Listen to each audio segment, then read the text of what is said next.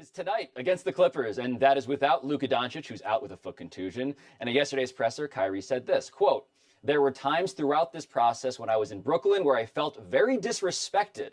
And then he added that his work ethic was underappreciated, continuing on, saying, "I just know I want to be places where I'm celebrated and not just tolerated," end quote. And so, Tony, do you see it the same way that Kyrie does?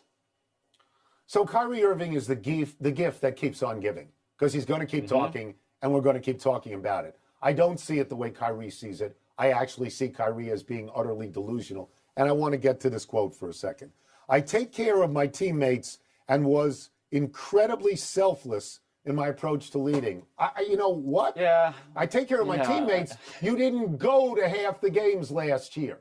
You didn't go to them because you wouldn't take a COVID vaccination shot so that you could actually get into the arena and play the games. And when he says, I'm incredibly selfless in his approach to leading, they didn't let him in the gym. He wasn't vaccinated. How exactly did he lead in that particular circumstance? Yeah, Tony, Kyrie Irving is an unreliable narrator. This is the most generous way I can put it. We just shouldn't trust his assessment of the world around him. He has lost that credibility. What he has in terms of credibility is a virtuoso offensive skill set.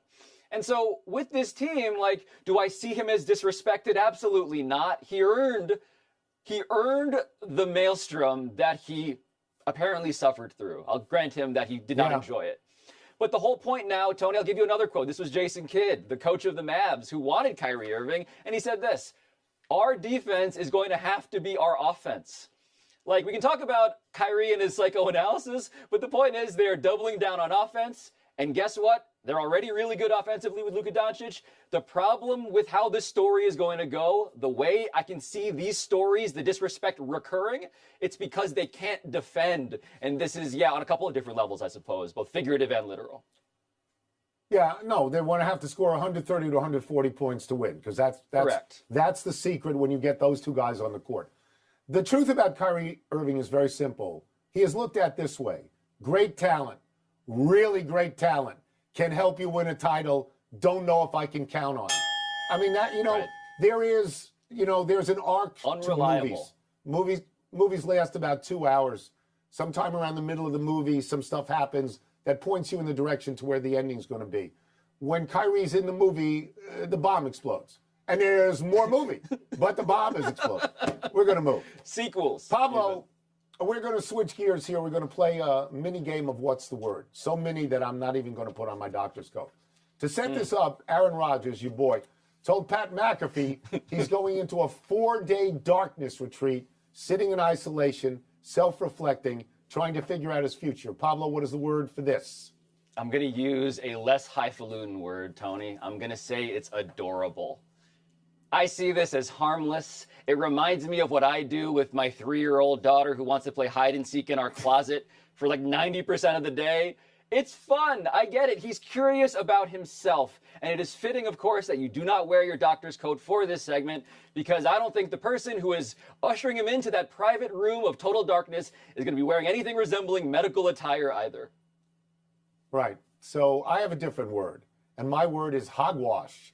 Because I don't believe for 1 second, not for 1 second, that Aaron Rodgers is going into a dungeon of darkness and contemplating anything. This is what I believe.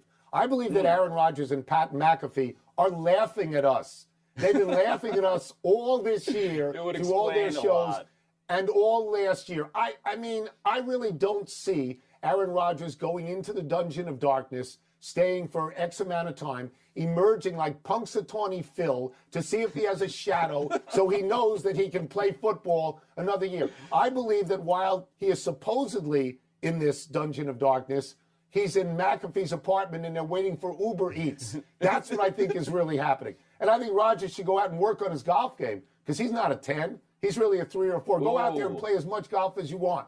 Yeah, and you get to the point, and we'll say this, with great talents like Aaron Rodgers and Kyrie Irving, we say, oh, okay, enough.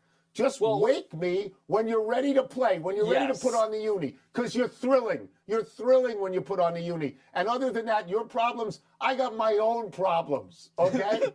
That's what I think. I got problems in total sunlight, unfortunately. But Tony, I will say this, right? If I'm cynical about this, I think this is Aaron Rodgers preserving the possibility that he might do anything, including retire. If I'm thinking about this strategically, What do I think he's saying? He's saying, look, I know it makes sense for me to come back to the Green Bay Packers and the NFC, a team that's paying me $1 zillion in a conference that seems more winnable than the AFC, but I'm also a guy who's going to contemplate his life in total darkness. And so, hey, maybe try and get me anyway. I don't know. Man, I thought I was self-indulgent. I am self-indulgent. Wanted poster. It would make me feel wanted to see the word wanted beneath my portrait, actually, but I'll just take any sort of remembrance of any kind at this point from here. We do want you indeed. Welcome to PTI, boys and girls. Wilbon has Wednesday off, so I am joined by our great friend, the host of the ESPN Daily and Debatable Podcast, Mr. Pablo Torres. And we begin today with LeBron James breaking Kareem Abdul-Jabbar's career record for most points. LeBron passed it last night near the end of the third quarter in a loss to Oklahoma City. The NBA stopped the game for the expected tributes. Pablo, what is the significance of this milestone? Tony, it was a television show, man. Like, this was as little of a basketball game I can remember a basketball game being. And this is fitting. It was LeBron James's career in miniature because, of course, this is a hallowed record. Of course, we should care about it. Of course, it was nice to see Kareem be diplomatic after a Cold War of sorts in which they did not have a relationship and only sort of criticize each other from afar. But to me, it was perfect because it was over the top. It was overstuffed with celebrity cameos. And it was measured, titrated even, like controlled by LeBron James from start to finish. It felt like exactly how he wanted it to happen. And it was significant because that is LeBron. That is him in a nutshell. So it's a great achievement.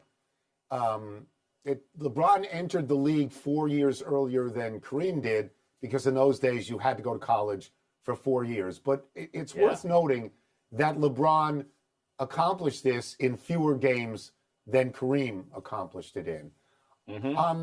There's just nothing to take a cheap shot at here. LeBron James is incredibly powerful and strong physically.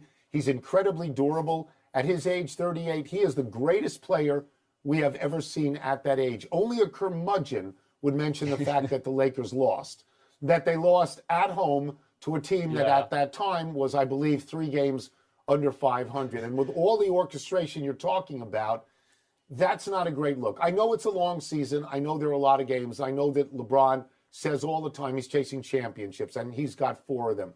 But I just think, in his heart of hearts, given all the fanfare, he would like to have won this game. It's a better bookend, don't you think? Absolutely. No, he is a master of narrative, Tony. This is why I think he tried to do it against the Thunder as opposed to against the Bucks. Even though there is special symbolism, of course, Kareem being a former Milwaukee Buck and all of that, because it felt winnable.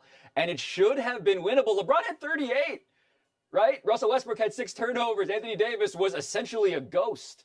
And so, again, why was this perfect? It was because LeBron did the thing that LeBron needed to do to win, and it felt like he was kind of left out in the cold by the teammates who he needed to actually seal this story in the way that he wanted to seal it.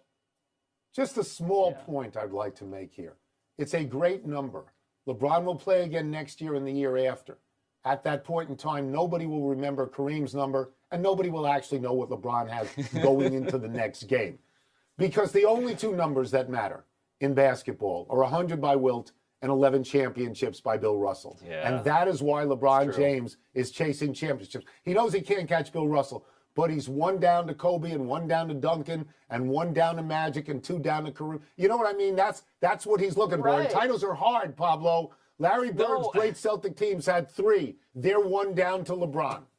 Absolutely. The whole GOAT conversation, as cute as it was for him to call himself as such, titles, that's how we adjudicate that. Time to bring in the man who Wilbon keeps ducking, our great friend from Monday Night Countdown, Hall of Famer Steve Young. Let's start with this, Steve. Andy Reid says that Patrick Mahomes can do just about everything in the playbook. Are you buying that?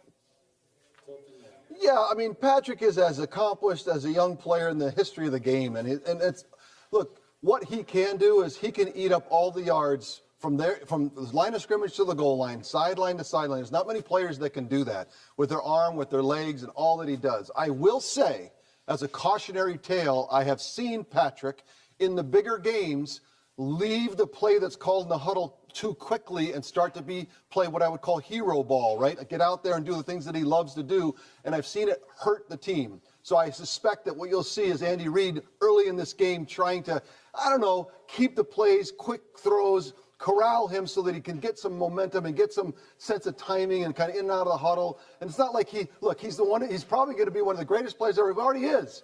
But there is always place to improve, and Patrick's always looking to play.